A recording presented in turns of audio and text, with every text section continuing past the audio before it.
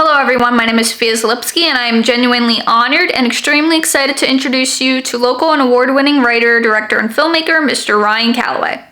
I've had the honor and privilege of working with Mr. Callaway on several of his projects over the past few years.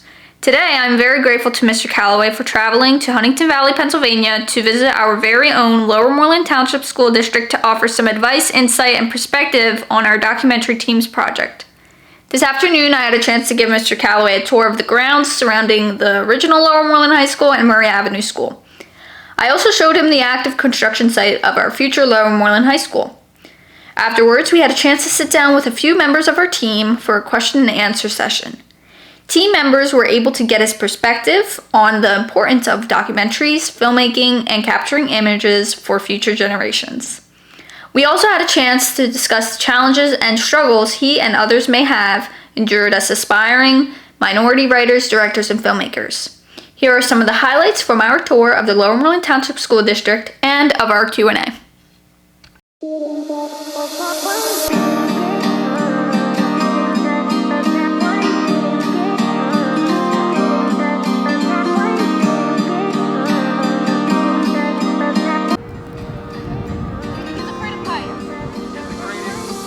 All right, come back.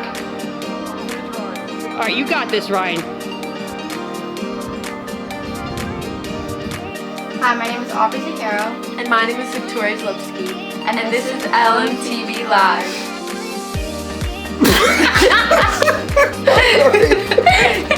Wait, are you looking at that one? Oh, sorry. This is I was your like, camera. this is You're talking to like, not, you're, okay. I forgot they were shaking. I'm sorry. Sophia, smile a little bit. Ryan, smile a little bit. 3, 4, good. I really think it'll be great.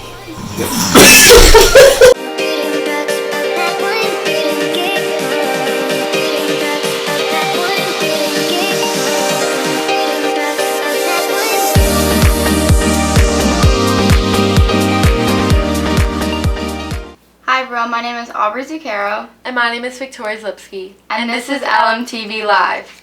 First and foremost, I'd like to welcome our very special guest, Mr. Ryan Callaway. Thank you so much for being here. Thanks for having me. I'd first like to introduce our new Lower Moreland High School documentary team members that we have here with us this evening. Everett Gavrishev, Alan Posternak, and Nicholas Musoyan. And of course, Victoria Zalipsky from Murray Avenue School. And I'm Aubrey Zucchero from Lower Moreland High School. And operating our cameras with some hands-on tips from Mr. Callaway are Sophia and Melanie Zlipsky of Lower Moreland High School. Getting back to the task at hand, as you know, Mr. Callaway, we were tasked to document the new construction of the Lower Moreland High School as well as the changes in our school district by our superintendent, Dr. Scott David Heiser. Indeed, Dr. David Heiser noticed very early on the importance of documenting as well as investing in the power of film to record our story. That's right, Aubrey. Our team's motto is actually changing the world through the power of film. Mr. Callaway, do you believe that film and imagery can really make a difference, or that documentaries like ours can really make a change in the world? Absolutely. I think this is a quote from one of my favorite movies, actually my favorite movie, Batman vs. Superman, where Clark Kent says that when you assign a story, you're choosing who matters and what's important. And so I think anything that you take the time to commit to film, especially, is something that will endure. Video is going to outlast all of us, for the better or the worse. So with something like this, I think the school is going to be around for, well, presumably anyway, for a long time. And then whatever video is attached to the project is going to last beyond that, even. Based on what you saw today, as you toured Lower Moreland and the future home of the new Lower Moreland High School, what would you as a viewer hope our team captures, and what would you as a director recommend we do to make our documentary different? If I could just quickly throw in, what stood out to you as special about Lower Moreland Township? Well, it's a historical town, which I think is cool, and also the location of some of the historical sites to the school. That proximity I think is interesting. There's places to go check out after or before school. As far as the project goes, I generally don't do documentary films, so I don't know if I'd be the best person to comment on that. But I would say I think artists should inject themselves into anything that they put their time into. So your personality and your perspective is important in any art that you create. So, you guys bring your own experiences, your own outlook onto any project you do. So that's what I would try to infuse in this, to show the school the building project and where it's going from your perspective, because that's unique to you. And I think that would make it more interesting and more truthful for you guys. Mr. Callaway, if I may ask, what, if any, were some of the challenges you faced as an aspiring African-American writer, director, and filmmaker? Well, I'm not sure if I experienced any challenges directly related to my skin color, but I think in large part that might be because I've never allowed myself to look at it as something that would hold me back or really be a challenge. I've always thought any opportunity, for the most part, is what you make of it. So, focusing on things like that to me is just a distraction or an excuse in most cases. What is one important thing you would tell an aspiring young filmmaker? Not to give up, and just to learn to be able to be adaptable. It's very important with filmmaking.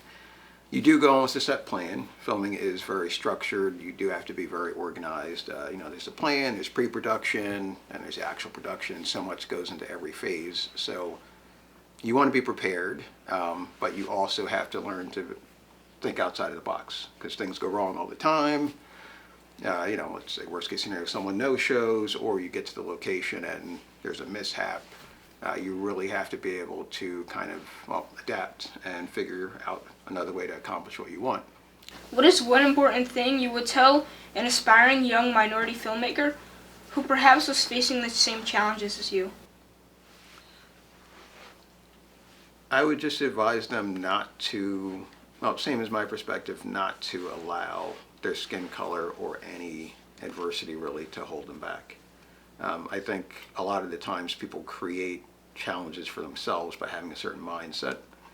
And I was very privileged growing up, I guess you could say. Like I didn't, my family was middle class. We did well enough. We were never really hungry or anything like that.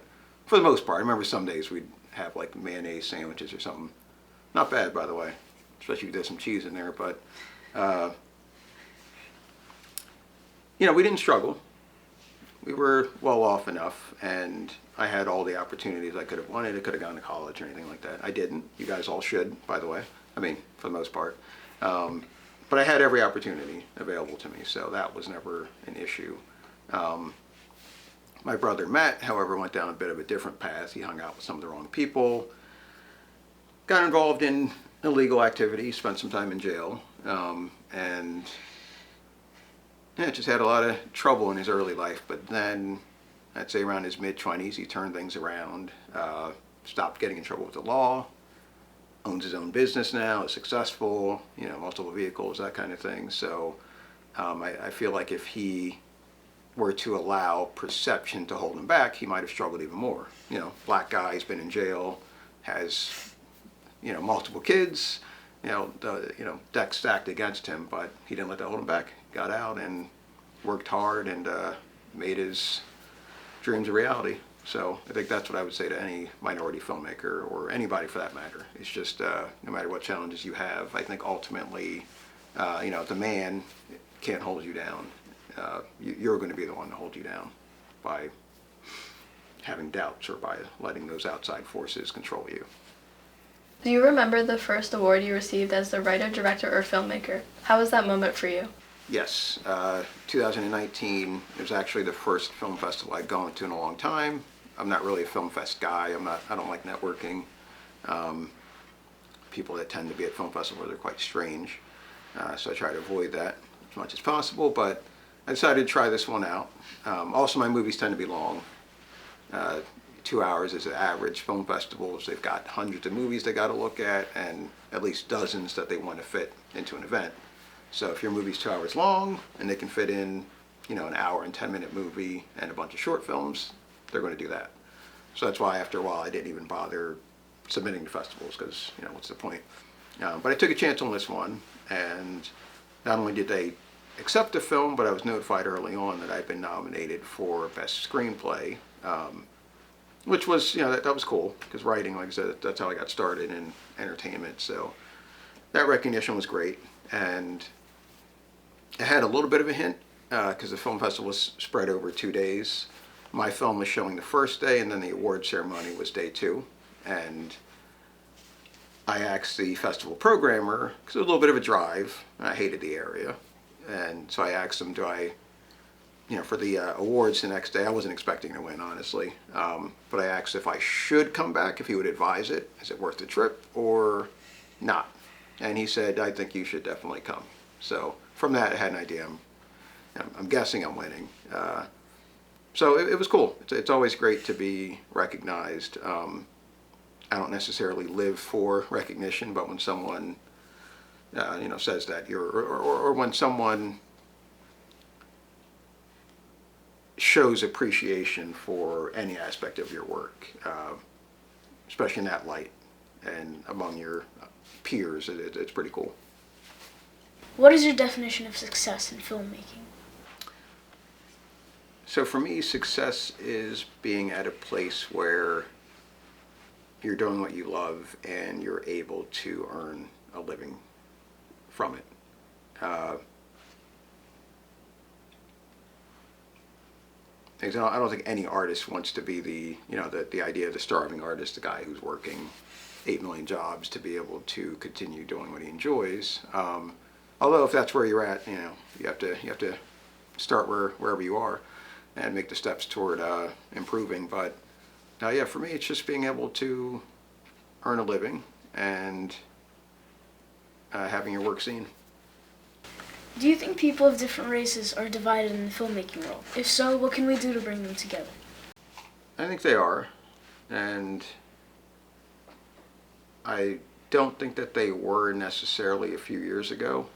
Like when I grew up, I grew up watching, I don't know if you guys even heard of these shows, but like Fresh Prince, Family Matters, things like that, which were TV shows that had black leads.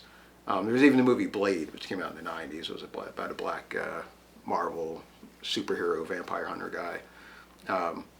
I love those movies and those shows, but they were successful and they were really watched by everybody. Like my white friends watched them. It wasn't like distinctively, just because they had black main characters in them, they weren't considered black shows or black movies.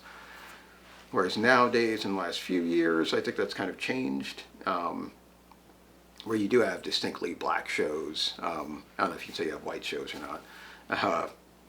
And I don't think that's a good thing. Even horror movies that I like Jordan Peele's Get Out and Us, things like that, I think they are kind of made for a black audience. And I'm not saying there's anything wrong with that, but I do think sometimes that mindset can be divisive, to think that you do need a genre or a set of films that appeals primarily to one race. Or at least that feels the need to point it out. Like if you're going to have a black lead, if you're going to have a black family in there, just do it. Don't make it all about that. So I think that cheapens it, and I do think it drives a wedge and separates people. So I think just getting back to where we were 20 years ago, where we don't make a big deal about race, would be great. And if they can stop taking the gingers out of everything, that would also be awesome. If I can just throw that in.